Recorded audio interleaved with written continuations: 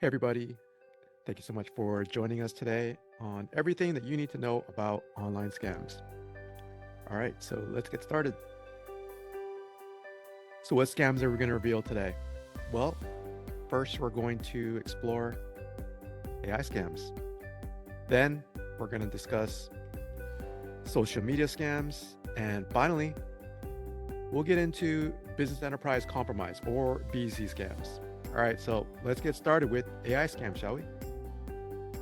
While many of us are familiar with ChatGPT, not many of us are really aware of its use in AI scams. Here's a short video to just kind of go over how AI is being used today to steal money from you and your loved ones. Phone scams are nothing new, but thanks to artificial intelligence, they are getting more sophisticated and more believable. Scam artists are now using AI to clone voices to trick unsuspecting victims. CBS's Carter Evans takes a look at this frightening new technology in our continuing series, The Age of AI.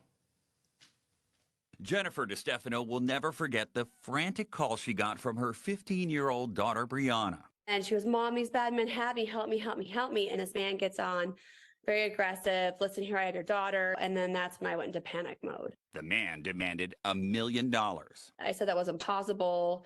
So then he came up with a $50,000. She never paid the money and would soon learn the call was a popular AI scam. New software can recreate the voices of loved ones in distress, and scammers use that to ask for large sums of money. This man comes on the phone. He said, "You're going to give me $5,000. I heard our daughter on the phone. Like, it was unmistakably her. Americans lost nearly. That's crazy. Cyber criminals are now using our own voices against the ones that we love. As we've mentioned, bad actors are just using AI to clone your voice. Why? To get you to take action. To lower your defenses using familiarity, to provide vital information, then to steal your money. It's nothing personal, it's just business transaction to them. Well, now that we've gone over AI scams, it makes sense to hop into one of the most popular scams, social media scams. What's interesting is that social media scams swallow all other scams over the past 2 years, close to $3 billion in losses. So how does a social media scam work? Well, step one, profile creation. Scammers will craft profiles with appealing images to really appear trustworthy. Then they'll establish trust.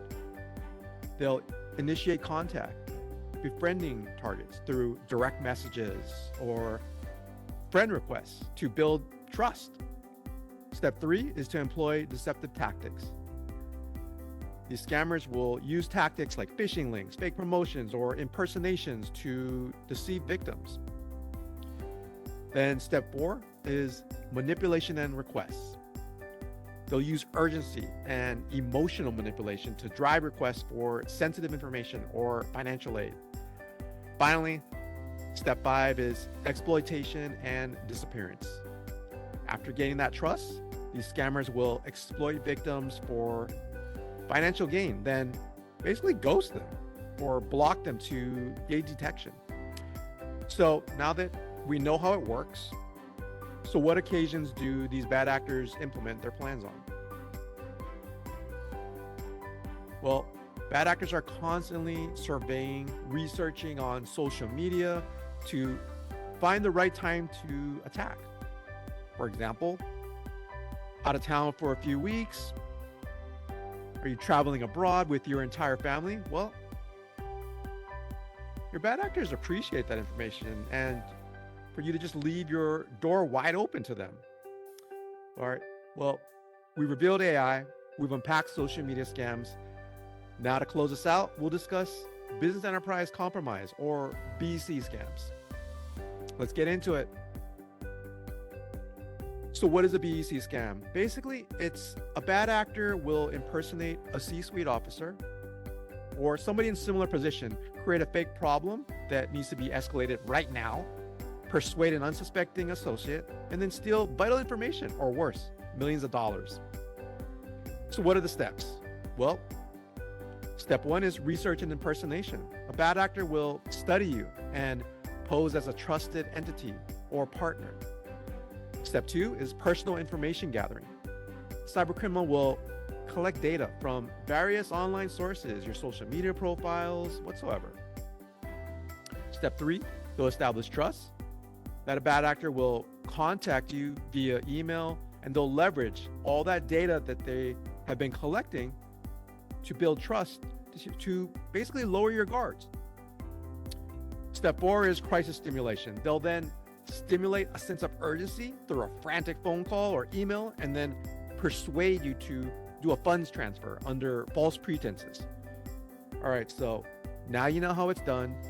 So what are a few examples of BEC scams? Well, in 2013 to 2015, Evaldas Ramasalkas basically defrauded both Google and Facebook of over 120 million by setting up a fake company. It's called Qantas Computer, and submitting forged documents. Then 2019, cybercriminals tricked a Toyota employee into transferring 37 million from a European subsidiary before they discovered that it was a fraud. Then in 2021, hackers infiltrated San Francisco-based charity Treasure Island, and they manipulated a legitimate invoice to scam them out of $625,000. You know, after hearing about all these scams, I'm sure you're wondering, so what the heck are we supposed to do about it? How are we supposed to protect ourselves? Well, not so fast. We'll get into that in our next episode. So you'll just have to stay tuned. All right. Well, hope you all have a great day.